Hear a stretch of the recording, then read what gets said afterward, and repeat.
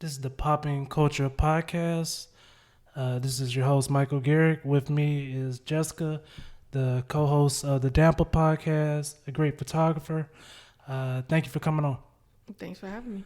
So about popping culture, we're all about pop culture and the people that love it, and also the cultures that help influence pop culture. When you hear pop culture, what comes to mind? I think about the culture that I'm more categorized with, like in society, I guess, or just in general, which Right. would be like, I wouldn't say African culture because I don't really listen to like reggae and stuff like that, but just like, African American culture, the Okay. culture. Like, when people say the culture, Yes. it's kind of implied. Yes. When I know exactly what that means, of course, but if you had to explain when someone black says the culture, how would you explain it to someone? Or you think it's something that like only we would know? Um, when someone says like, do it for the culture, Yes. what comes to mind, it's kind of hard to put it into words because you kind of like automatically know it in your head. But I guess if I had to like summarize it, it'd probably be like, do it for the heritage, like do it for Tupac, do it for, like kind of like everything that comes with the culture that is being implied. It would be like, do it for the people that paved the way, or like do it for, that cause or that um, specific thing, if that makes sense. Does that Yeah. make sense? No, I couldn't do. I can't describe it. Like it's just something Yeah, that it's I. hard. It's just something I know. So it's like I really, if someone was like put it in words, I'd be like, I can't. I know exactly what it means, but I just could never put it in words. Um, when it comes to photography, because so many great photos, even if it's not even famous photos, but so many like photos can bring out just so much passion and meaning. Is there any like photographer that comes to mind that you think has influenced pop culture, or just a photo in general that's kind of iconic that you think of? Um, the few pictures that I can think of off the top of my head, just when it comes to like powerful, or like, there's words to it, but it's like it's a picture worth 1,000 words. I think of like, I don't know if you, I mean, it was kind of going around social media for a while, but not everybody might have seen it. But it was this boy crying and hugging a police officer. But it was actually, they used it, it resurfaced during like the whole like rioting and everything, the peaceful protesting, like the very beginning. They were using that picture to kind of like push, like, we want peace, like we're crying because we want justice. We're not crying because we want to like kill a cop, like. But it's actually a picture from a couple years ago, and that kid is actually, he was in the foster system, or no, he was adopted with four other siblings, and the people that adopted him, them drove them off a cliff, and they all died. So there was someone saying like, don't use this picture, because that's not, like, have some respect for that kid, because he's not even here anymore. And not to laugh about it, sorry, that was really insensitive, but it wasn't funny. It's just kind of like, when I figured out the real meaning to that picture, and when I heard the true story about that picture, it, like, I can't get it out of my head now, because it's like, and then also, it's an older picture, but it's a picture of a surgery, and it was a pregnant woman that had to be, it was either a C-section or they were performing a surgery on the baby while in the womb, and you could see the baby stick its hand out and grab the doctor's finger. That was a pretty popular picture as well. I couldn't tell you like who took these pictures. Those are like some of the things that come to mind. But that's kind of like the things that kind of like fuel me to want to be a photographer. I mean, I probably won't be in a delivery room like that, or, at a protest like that, but there's like even recently since the shutdown and everything, there's been so many impactful pictures and videos of what we want to see. You know, like there's been a lot of pictures of the signs that people make that is like really good points. Like, you know, you should, if you think all lives matter, you should be mad as just as mad, you know, like stuff like that, where it's like, it's a simple picture, but it means a lot. And I like those kinds of things. So sorry to ramble, but No, yeah. great. No, I love what you just said. Are you, as a photographer, to go back to your first example of the boy crying, are you ever nervous that somebody may use your photograph for in that example of not in the true meaning of why you took it? Like out of context? Yes. Yeah, I mean, I guess that's just kind of, I feel like eventually, depending on how far you take your photography, if you get famous enough or if it goes viral or whatever, that's kind of expected, I feel like. I mean, I think I'd be prepared for that if I did have something that powerful to where it went viral like that, or even resurfaced years later for a different cause. I would probably make a post like, this was actually, I mean, depending on what it is, because I mean that specific picture is it's a very specific situation, but yeah, I think that just kind of, when you get to a certain level of photography, it can just come with the job. I mean, you go to Google Images, and if it's up there, you know, people can just use it. Sure. So. And the truth will always be the truth, so that's the best part about it. And that was a great example, because I thought about when you told me you were a photographer. I don't know any photographers, so you're right. Like your picture could become more, not saying more famous than you, but your picture could become more famous. And I've just never thought of actually looking up a photographer's name, but you know it's your photo, so I guess, I mean, you know what you've took pictures of. Like, even if someone tried to copy it, you still know it's yours. I know you're also a big fan of music. Do you have a favorite genre?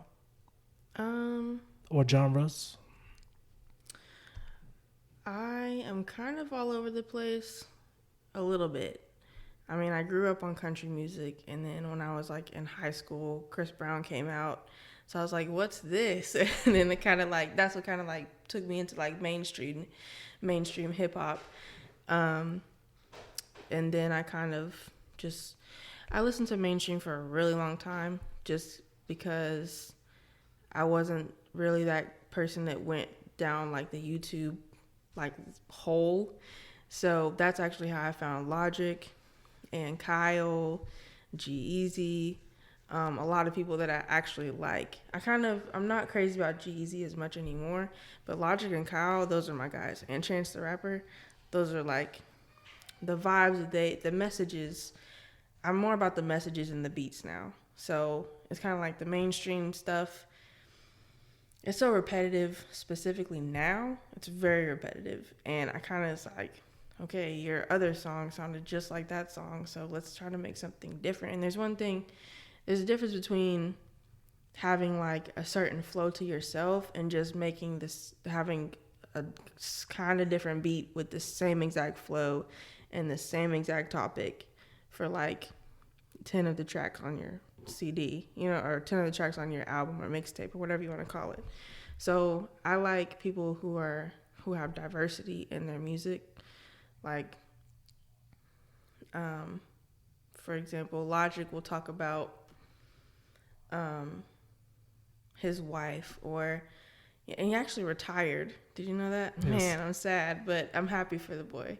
But he actually, I mean, he talks about being biracial. He talks about his childhood. He talks about how he overcame things.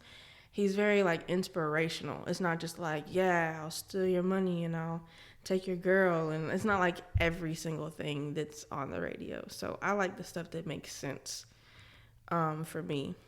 And like Kyle, or Super Duper Kyle, however you differentiate him, he just recently became mainstream with the I Spy, but there's so much before that. that a lot of people don't know about, that got me through a lot of stuff. Like just his positivity in his music, and even some of the stuff that he talks about in his music. So I like things that keep me going mentally, like not just like repetitive trap, Molly, lean, strip clubs, shooting people. It just, after a while, even there are like some songs that will forever be a bop to me, but like I can't just listen to that one person like all day. Like I can't listen to Kevin Gates all day. I have to like mix it up. And I also like this he kind of has like a jazzy vibe. His name's Masego. I don't know if you know him. You should look him up. Real like smooth, like date night vibes. Say his name one more time. Masego. All right, guys, we gotta check him out. Masego. He plays saxophone. He does a lot. He's a really cool dude. Like from his music, I just like want to know I just want to get to know him because it's so different.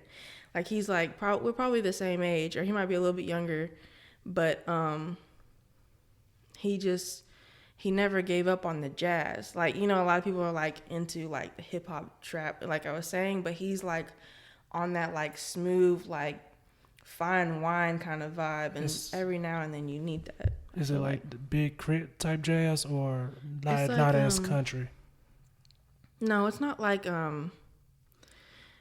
he kind of blends, like it's got a beat to it, but he also like puts saxophone on it. Okay. And it'll mostly be about like a woman, or it's kind of like mixing the jazz with like the current vibe, but like not a whole bunch of hi-hat and like deep bass. It's not like what you hear on the mainstream. I got you. It's cool. It's a very refreshing, like you can like do whatever with it, like while it's like a slow drive on a Sunday kind of vibe, or like, like while I'm doing photography, I've had it in the background on my speaker, and it's just like a vibe. It's like kind of like house, a little bit like house, but like house mixed with jazz. And it's really cool. Nice. I'll definitely check him out. And cool, dude. Fun fact about, you said Chance the Rapper and Kyle. Do you know Keani? Kalani? Thank you. Yeah. They were roommates once. I believe that. They were all three roommates starting off in L.A. I don't think they were roommates for like a year, but they were all roommates for a couple months. I believe that. Now, music, I know a little bit. I never try to say I'm the music guy.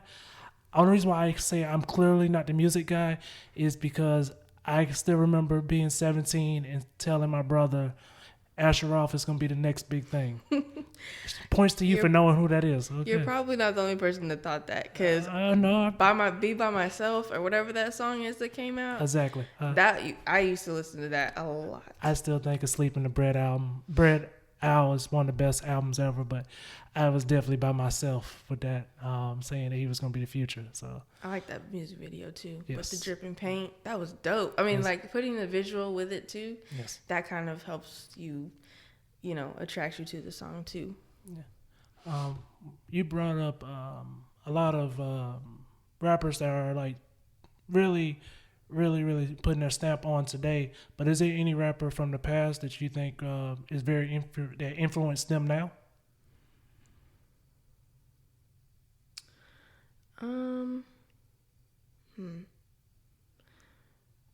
I know they have plenty of interviews out there where it's like, oh, who influenced you? And they just like go down the list.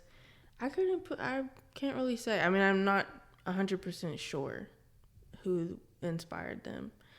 But, I mean, I could tell you, like, I know that, like, Justin Bieber was inspired by Usher, and Usher was inspired by Michael Jackson, as well as Chris Brown. Like, some people you can just kind of tell, and also they told you. But yeah, exactly. Yeah, but true. I mean, Usher kind of put Justin Bieber on, and then he was even in some of his songs in the beginning too. So, but when it comes to them, I don't know. They're just kind of like, I think that's something that I like about them, because it's like, it just sounds like their opinion. It's not like, oh, this sounds like something that Tupac would say, or this sounds like something. It's like whatever they put out is something that they thought of. It's an original from them. So I feel like I couldn't really put a specific older artist on them, but I'm sure there's interviews out there who inspired them. I just couldn't tell you. What I truly love is the fact that they didn't try to do anything that's old. Like everything they have is like influencing music forward. That's one thing I really, really enjoy, especially about Chance the Rapper for one, and the others also. But I can't say that Chance sounds like anyone else that I can think of off the top of my head. He's an interesting guy. Yes. I wanted to meet him for like a while. Even like when 10 Day came out. 10 Day, I think that's, I still have a few of those songs on my playlist now.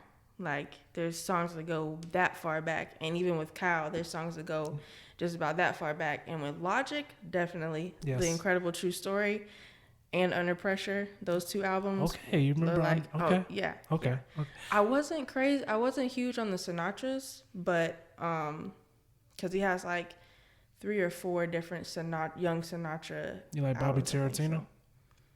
Yeah. Okay. But the one with not the newest one, because I didn't even know he got remarried and had a kid. I didn't even know all that. I kind of like, I think I was just like focusing on when I got back to working like every day and all that. It was like, you know, I kind of stopped like digging into artists, just kind of listened to what I had. But the one after his separation with his first wife, it was such a sad boy album to me. It just sounded so sad. It was just different, but it was like a lot of guitar, and it was like, dang, are you okay? It almost didn't sound like him. Right. But the one right after that, I think the one that had like Commando on it, that one was cool. I was like, okay, he's back. But when Confessions of a Dangerous Man, that song specifically, I listened to that song on repeat when I heard it the first time. I don't know if you've heard that, but it's like I've heard it. It's like his old stuff. Yep. It's like it reminded me of Never Been from The Incredible True Story, because it's in that song. I know you probably know, but for people that don't, the chorus is I've been working like I've never been. I struggle every day, but I just can't let the devil in. If I knew back then what I know right now, I'd be better than I've ever been. It's like those kinds of songs really get me in the vibe, like to do photography, to like try to be productive. Like it kind of like helps me, like that voice in the background that's like, I've been through this too. Or it's like, you're not the only person that's struggling right now. Or I know it's hard, but you can get through it, you know, without like drinking lean or taking pills or stealing from people, you know, kind of like that emotional support in that way. I like that kind of music. Nice. Positivity. I 100% agree. I love positive music. On a side note, because I love to ask this question when I meet someone that likes Chance the Rapper, G's, and those type of rappers. But to stick with Chance, be honest with me. You think his brother can rap? I haven't heard as much from him. What was that song? Exactly. Yep. There was one song, the one that's like, reach for your goals. Dang. No. Well, they're both on it. Oh, they're both on that song. And I haven't looked into his brother as much. I think because the couple of songs I have heard by him, they were like a little slower. I mean, I didn't like go to his page and like just go down the list like I did with the other two. Probably because I already had the other two. So it's like I'm not really like searching for new artists right now. But I'm sure if I listened to him, I probably have a few songs. But I'm not sure. There's a couple of songs. There's There's one song called like "Singing in the Rain" or "Dancing in the Rain" that he made that I have on my playlist, and then the one with him and his brother on it, which I can't remember the name of it, but it's also like a motivational song. It's like reach for your goals, you know, remember what you're told. It's like stuff like that. Excuse me, but yeah, from what I've heard, I don't think it's bad. I just haven't like dug into his stuff because I'm like too busy listening to his brother's stuff. If you listen to him and then you listen to his brother, it's kind of like Walmart and Dollar General. They do sound similar. Like if you know the brothers, you can tell like their voices sound very similar, but yeah, they're two different people. I promise you, his brother would never come out and be like, I was his ghostwriter the whole time. That will never happen. You say you grew up listening to country music. I did also. Do you remember any country artists that you were a fan of, or a song you were used to? I love Brad Paisley. Okay, me too. I actually went to see him in concert. Is he super tall? I don't think he's tall at all. I don't remember. I mean, I didn't like see him. I was like up in the nosebleed, so it was like a little dot with a guitar. I got you. So, I'm a big fan of his. Yeah. But yeah, I used to love Brad Paisley. I will never lose respect for Carrie Underwood or Rascal Flatts. That's just natural talent out the gate. Like they can do a cappella for any song. I love natural talent like Carrie Underwood, Rascal Flatts, Beyonce, anybody that can just like straight up recite their whole like. Because I think I did not get into Taylor Swift. I didn't even know who Taylor Swift was until I saw her open for either Carrie Underwood concert. It was either Carrie Underwood or Brad Paisley concert because I went to both, and she opened for one of them, and I was like, "Who is this?" And the first impression I got from her music was a live performance, and it was like her first tour ever. Oh, okay. So it was like off pitch, and I was like, and everybody's like, "What?" And I'm like, "This girl sucks." But then I listened to her album, and I got into it. But just the first impression off that live performance, I was like, "Who is this?" But I believe she did speak on that. I think you're right. She did speak on it. I guess I'm not sure this is, but I guess back to back nights, and you've never done that before, like right. back to back nights. You gotta remember that you're literally in like a hollow ball, and people are screaming at you. You can't even hear yourself, and then you've got speakers right here blasting towards you, and headphones. And you're trying to like hear yourself over everything that's going on in that room. You've got live drums, electric guitar, pianos, like until I got into like chorus and stuff. And when I actually went to, I tried to finish school for sound and audio engineering, but I didn't. But when I actually, you can always go back. I could. Yeah. I could. I just gotta get more money because I'm still paying it off. Oh, okay. But when I kind of got into that, I was like, okay. Like, I specifically remembered that experience that I had, and I was like, she sucks. But you've got to remember, it's more than just her singing to you. It's like so much going on in the room, and nerves, and, like you said, back to back to back. I don't know how many shows she did or how long they toured or whatever, but you got to put that into consideration as well. Not everybody's going to be top notch their first tour. So as a country fan, and like I am also, were you shocked when you realized that country music actually affected, not affected, but influenced other genres of music? When I found out that it came from blues, which came from like black people, yes, which was like Satan music back then, when they low-key like stole the vibe. Not low. I mean, I never really realized it, but when I found out the history of it, when I like looked into it myself, I was like, dang, that's kind of messed up. And then you want to take Old Town Road off the off of your playlist, off of your top 100, yeah, but it's like we're kind of taking it back, but yeah, you're bad. So, yeah.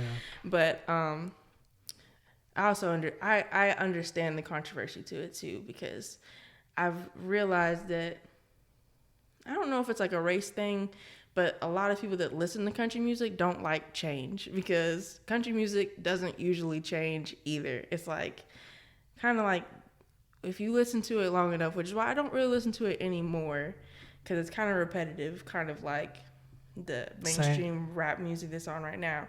It is the same story majority of the time. Yeah, like my girl left me, or I'm drinking because I miss you, or we were meant to be together, or my dog ran away or something. They definitely stick to if it's not broken, don't change it. That's right. true.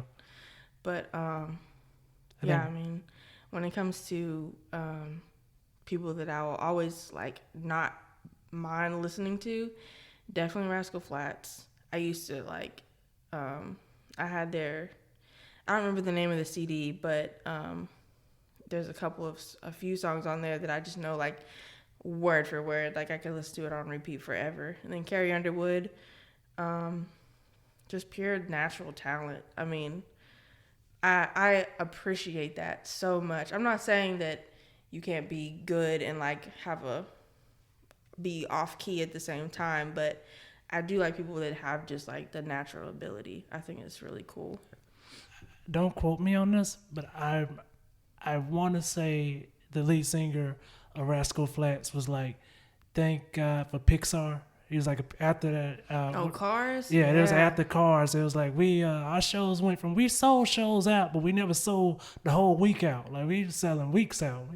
And my mom doesn't like their remake of that song though. I like their remake better than the original song. The Life is a Highway. Yeah, I like their version better than the original. The original sounded kind of like, but it was also like the very first. It was like, there was nothing to go off of for that compared to the remake, which is why it's kind of like a 50-50 on remakes. It's not always.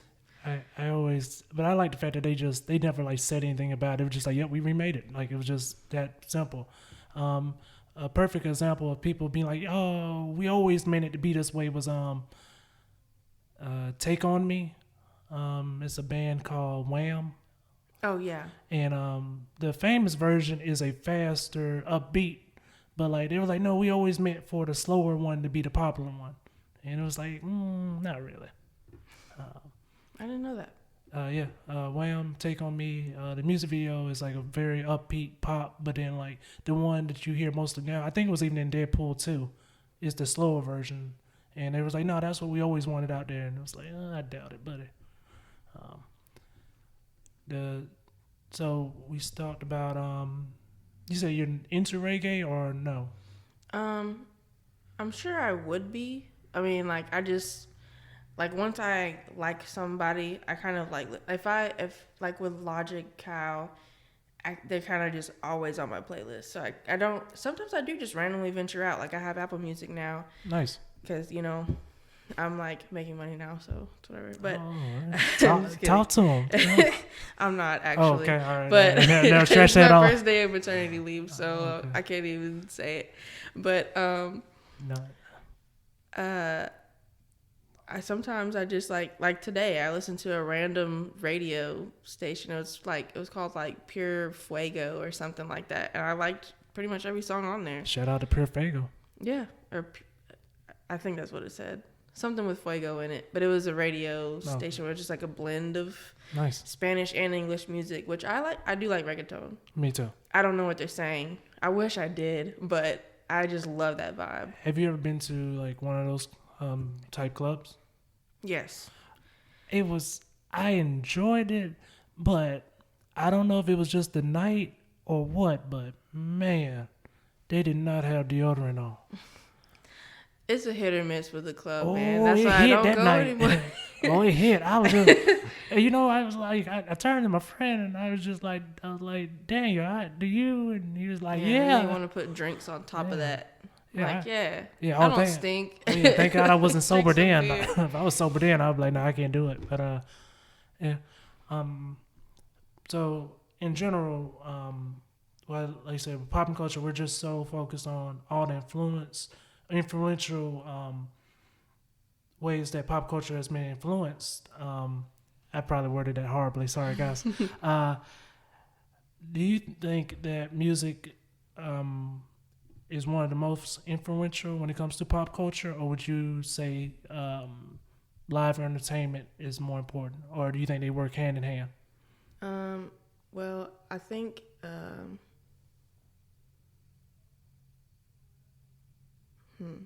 well, with like performance, you only get that once. You only get that one show once, unless you like record it, and then you get the like having the mixtape on your playlist would be more of an influence than like going to see them in concert at one time, if that makes sense. And going along with influence, I think that's kind of why I kind of like steered away from mainstream once I found someone that wasn't mainstream that I wanted to listen to. Because it's like sometimes for me, I guess, it's kind of tiring because we talk about how we need to be together as a community, like we need to come together for the culture, but then the culture is talking about shooting each other and not trusting each other and drinking lean with each other and not, like it's kind of like really controversial to me because it's like you're talking about how we need to build each other up and be together, but then you're listening to songs that's talking about like, I'll run into your house and shoot you just because I have a gun on me. Or like, like I always keep my strap on me. Can't trust the streets, but you're out there. And, like stuff like that. But I think live performances I think depending on who it is, I mean, you're always going to get an influence from the experience, but I can definitely say that some concerts are more hyped up and more like hostile or more like mellow than others. If that was the question you were asking. Yeah, you nailed it. Okay. But to piggyback off what you said, do you think it's weird? And this isn't every circumstance, but for most, do you think it's weird that companies are more willing, music companies or labels are more willing to put out that type of music than like a J. Cole album? Like for example, like I can find a lot of commercials or like advertisement for like 21 Savage album. I couldn't really find that much for whenever J. Cole drops an album.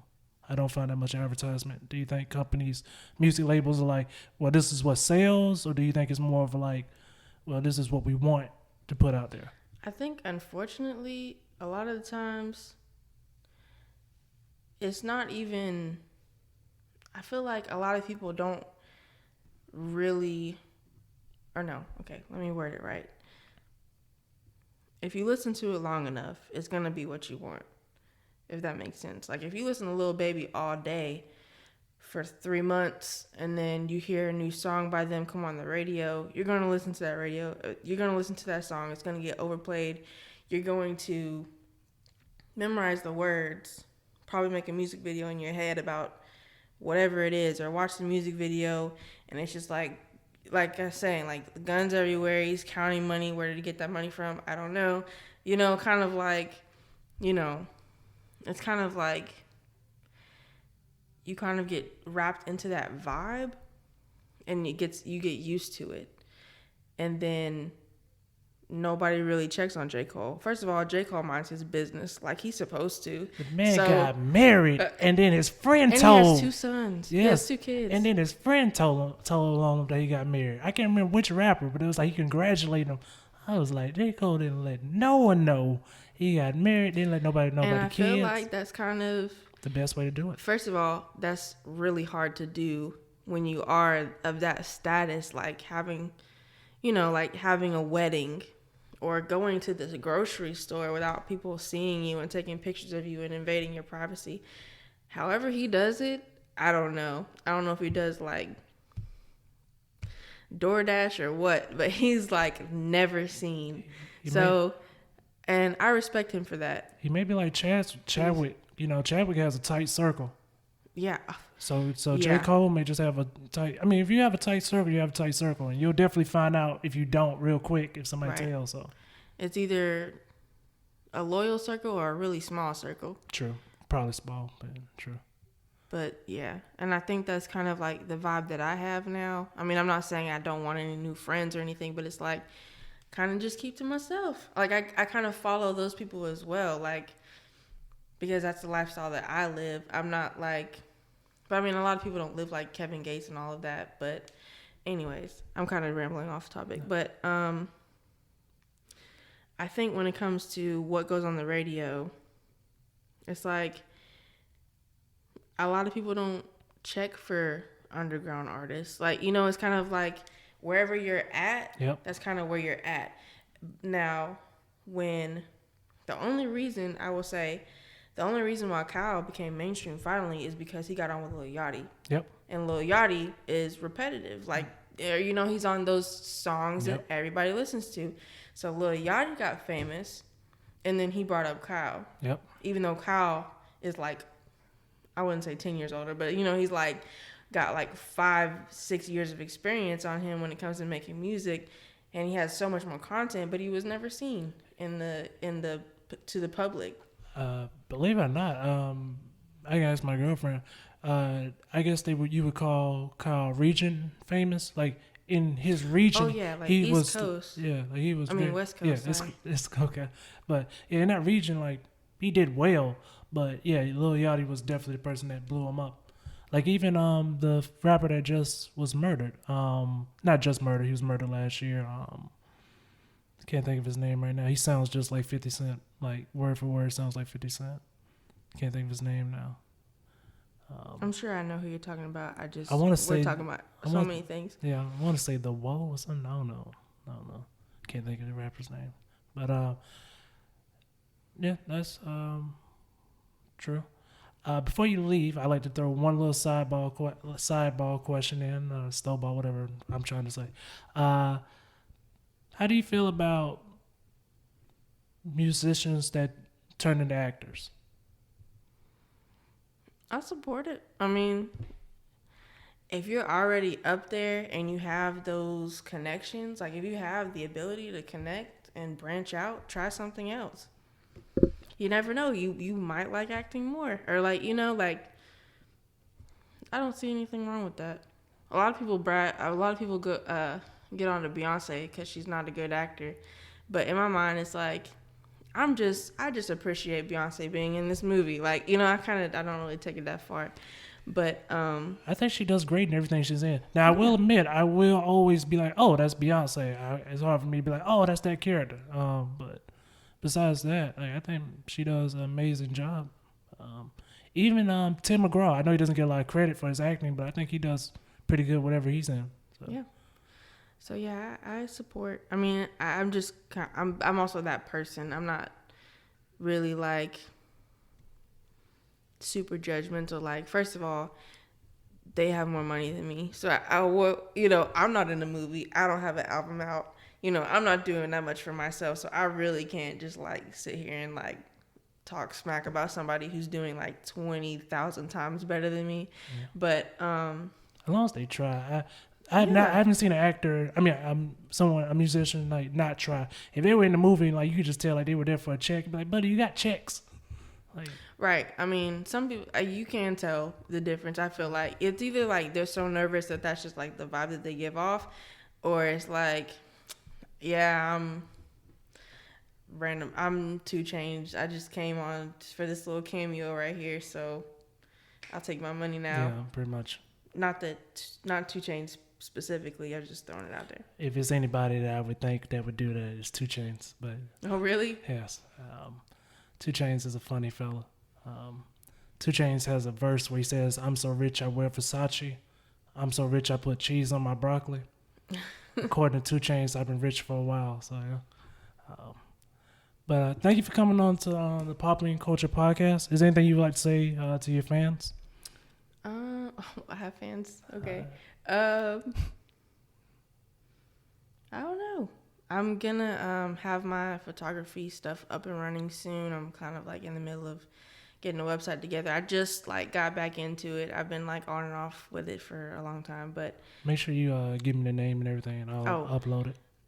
It'll be Shots by Jess Photography. I'm gonna have a Facebook page and probably a website and link and everything for that. Cool. I'll get Dre to send everything to me. Oh yeah, definitely. And also I'm the co-host of DANPA podcast. Shout out to my fiance, DANPA. He's pretty big deal.